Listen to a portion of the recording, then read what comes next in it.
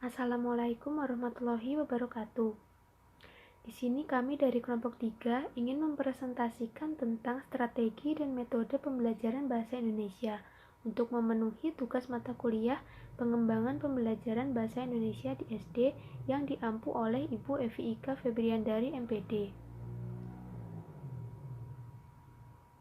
Dalam anggota kelompok 3 ini beranggotakan saya sendiri Rilva Indah Radita dan teman saya Erlinda Runtut Bella Vista dan Teguh Gugun Rianto. Selanjutnya saya akan menjelaskan tentang strategi pembelajaran bahasa Indonesia. Strategi pembelajaran bahasa Indonesia ialah perilaku dan proses berpikir termasuk proses memori dan metakognitif yang dilakukan oleh siswa yang dapat mempengaruhi terhadap apa yang dipelajari sehingga dengan strategi pembelajaran bahasa, siswa dapat menyelesaikan tugas-tugasnya dengan baik dan benar. Sebagai contoh, siswa sering ditugasi untuk mengerjakan tugas belajar tertentu seperti mengerjakan lembar kerja siswa dan lainnya. Nah, untuk menyelesaikan tugas tersebut, siswa memerlukan keterlibatan dalam proses berpikir dan perilaku-perilaku tertentu. Jadi, dengan demikian, agar dapat menyelesaikan tugas belajar tersebut, siswa harus menggunakan beberapa strategi belajar. Selanjutnya, Thomas dan Rohwer tahun 1986 berpendapat tentang prinsip strategi pembelajaran. Dan seperangkat prinsip pembelajaran tersebut ialah yang pertama ada kekhususan.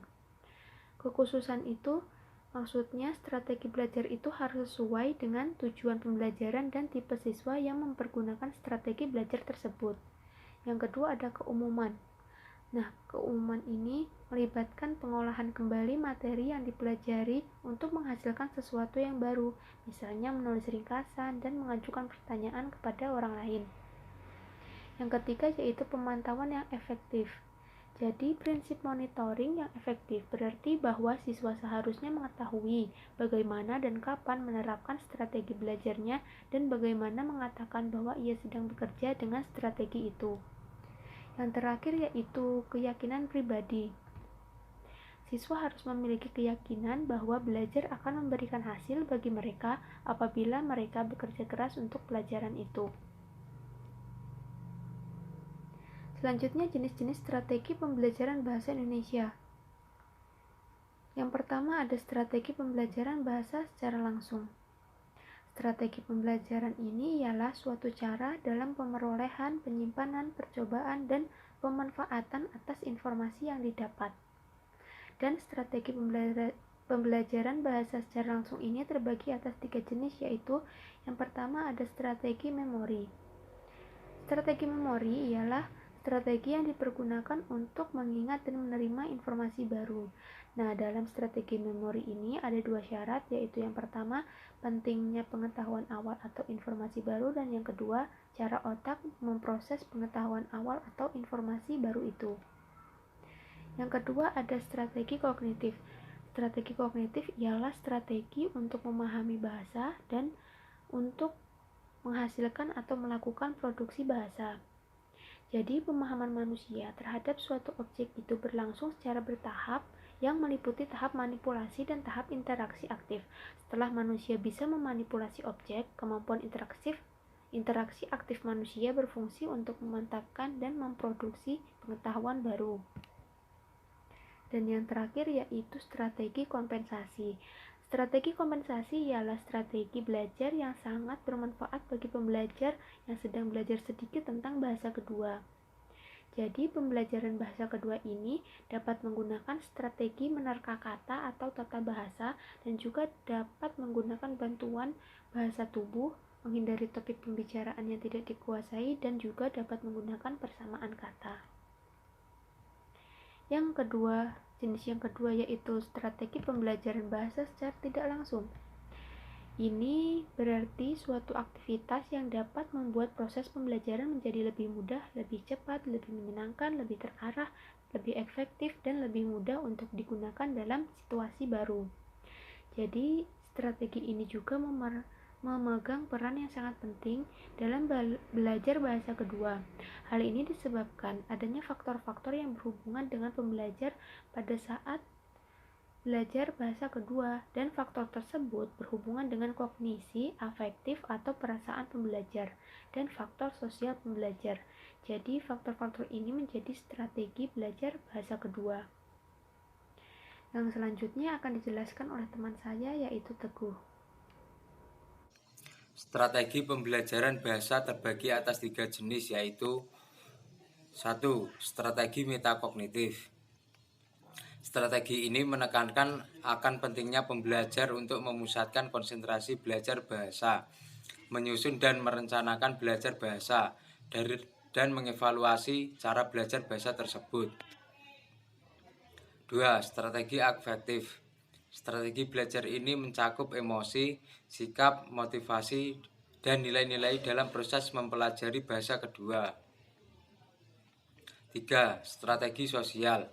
Strategi sosial ialah strategi pembelajaran bahasa secara tidak langsung bahwa peserta didik telah terjun ke dunia sosial.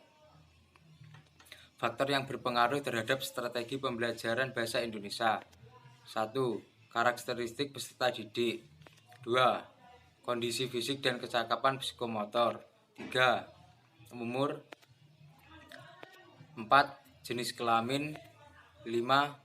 Kompetensi dasar yang diharapkan. 6. Bahan ajar. 7. Waktu yang tersedia. 8. Kemampuan atau kecakapan pengajar memilih dan menggunakan strategi pembelajaran bahasa.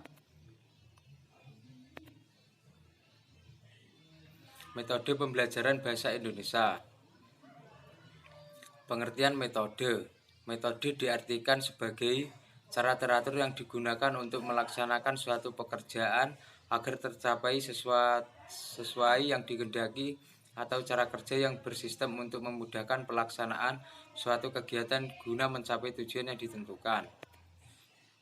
Selanjutnya yaitu ada prinsip-prinsip menggunakan metode pembelajaran. Yang pertama itu didasarkan pada pandangan potensi bawaan tertentu.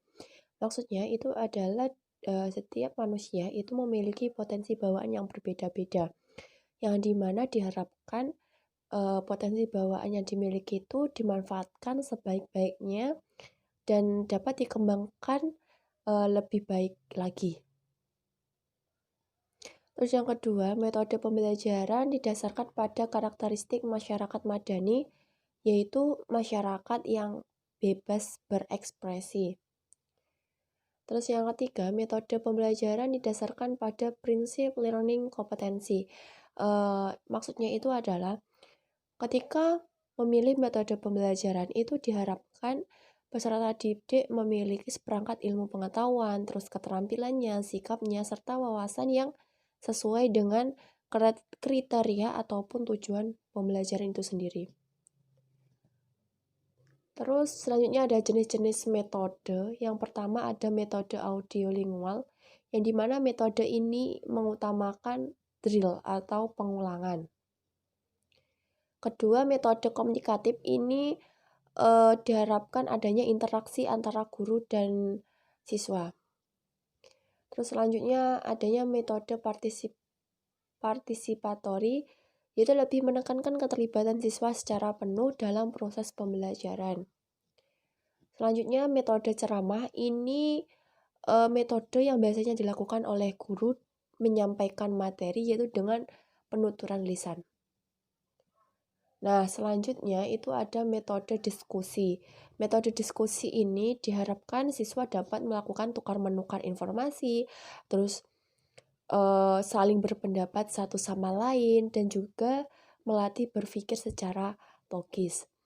Terus yang selanjutnya metode tanya jawab. Ini adalah proses tanya jawab yang dilakukan guru saat menyampaikan materi pembelajarannya. Terus selanjutnya metode eksperimen, yaitu peserta didik diminta untuk mencoba, mengamati, ataupun mengevaluasi kegiatan-kegiatan tertentu yang berhubungan dengan pembelajaran tersebut. Metode keteladanan itu adalah pembelajaran yang didasarkan pada contoh tingkah laku yang ditunjukkan oleh guru. Selanjutnya, yang terakhir itu ada metode penyelesaian masalah, yang dimana guru memberikan suatu permasalahan dan siswa diminta untuk memecahkan permasalahan tersebut. Langkah-langkahnya yang pertama yaitu adalah merumuskan masalah, terus merumuskan hipotesis, mengumpulkan data, menguji hipotesis, dan yang terakhir yaitu adalah menyimpulkan data-data yang siswa dapatkan. Dan selanjutnya itu ada faktor-faktor yang mempengaruhi metode. Yang pertama ada persamaan dan perbedaan antar sistem bahasa pertama siswa dengan bahasa kedua yang mereka pelajari. Yang kedua, usia siswa pada saat mereka belajar bahasa Indonesia. Yang ketiga, latar belakang sosial budaya siswa. Yang keempat, pengalaman, pengetahuan, dan keterampilan berbahasa siswa. Dan yang terakhir, pengetahuan dan keterampilan berbahasa guru dalam bahasa yang sedang dipelajarinya. Nah, itulah presentasi dari kelompok kami. Jika ada salah kata, kami mohon maaf. Wassalamualaikum warahmatullahi wabarakatuh.